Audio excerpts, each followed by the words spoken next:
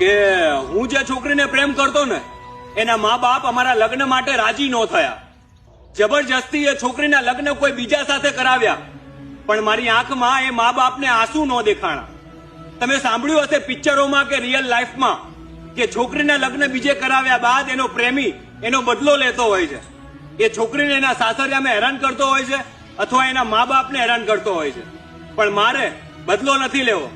મારે તો મારી સાથે જે થયું એ દુનિયાના એક પણ પ્રેમી સાથે ના થાય એવા વિડીયો બનાવવા છે.